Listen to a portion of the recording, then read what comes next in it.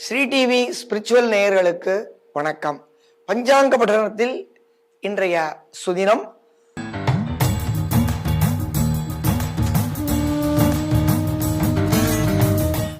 குரோதி வருஷம் தட்சிணாயனம் மார்கழி மாதம் 4ஆம் தேதி 19/12/2024 வியாழக்கிழமை குருவாரம்.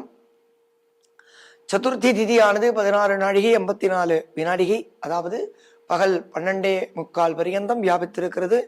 ஆனால் இன்றைய தினம் ஸ்ராத்த தினமாக பஞ்சமியே அனுஷ்டிக்க வேண்டும். ஆயில்ய நட்சத்திரம், அதாவது ஆஸ்லேஷா நட்சத்திரமானது 57 நாழிகை 11 வினாடிக்கு வியாப்தி இருக்கிறது. அதாவது அதிகாலை நாளை அதிகாலை 4:45 பரியந்தம் வியாபித்திருக்கிறது. வைதிருதி என்ற யோகமானது 39 நாழிகையும் பாலவகரணம் 16 நாழிகையும் வியாபித்திருக்கிறது. தியாஜ்யமானது 27 நாழிகைக்கு ஆரம்பிக்கிறது. வைசிரா என்ற புண்ணிய காலம் குறிப்பிடப்பட்டுள்ளது பஞ்சாங்கத்தில்.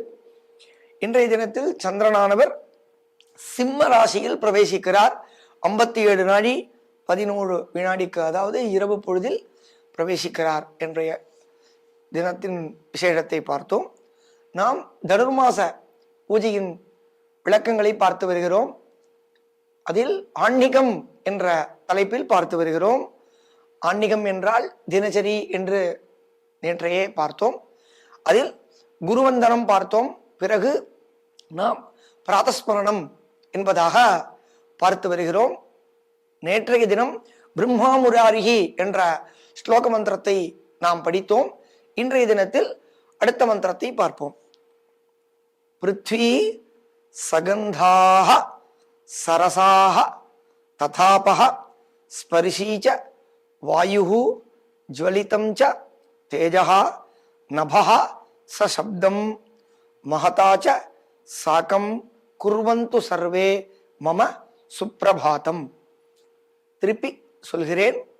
பிருத்வி சகந்தா சரசாக ததாபஹ ஸ்பர்ஷீச்ச வாயுஹு ஜ்வலிதம் ச தேஜஹ நபஹ சசப்தம் மஹதாச்ச சாகம் குர்வந்து சர்வே மம சுப்ரபாதம். பிருத்வி சகந்தா என்ற ஸ்லோகத்தின் பொருளை பார்ப்போம்.